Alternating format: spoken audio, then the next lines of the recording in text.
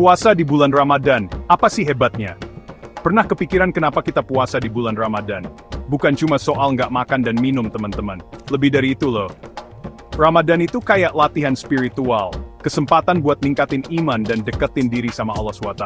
Bayangin gini, puasa itu kayak tombol reset buat keinginan kita. Kita belajar nahan nafsu dan fokus sama hal yang lebih besar dari diri kita sendiri.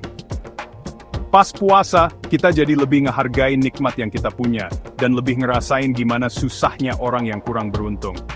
Emang nggak gampang sih. Tapi percayalah, pahalanya luar biasa. Puasa bisa bersihin hati kita, bikin pikiran lebih tajam, dan deketin kita sama Allah SWT. Puasa itu kayak jalur langsung ke Allah SWT. Waktunya buat merenung, berdoa dengan tulus, dan fokus banget sama hubungan kita sama Allah. Ketika kita nahan lapar dan haus, kita diingetin kalau kita sebenarnya butuh banget sama Allah. Ingat ayat Al-Quran, Surah Al-Baqarah ayat 183.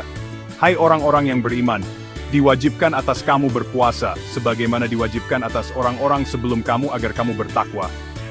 Nah, puasa itu bukan cuma ritual, tapi jalan menuju ketakwaan. Puasa bantu kita ningkatin takwa, rasa takut dan sadar akan keberadaan Allah. Dan kalau kita takut sama Allah, kita jadi nggak gampang macem-macem kan? Kita jadi lebih milih buat ngelakuin hal-hal yang bikin Allah senang.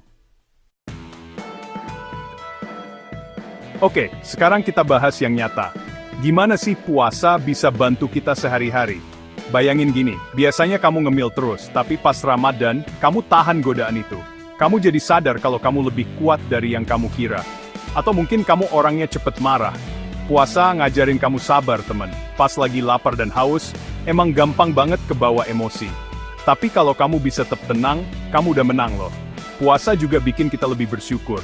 Pas akhirnya buka puasa, makanan jadi terasa lebih nikmat kan? Kamu jadi lebih ngehargain hal-hal kecil dalam hidupmu. Ramadan itu kayak tiket emas buat perubahan spiritual.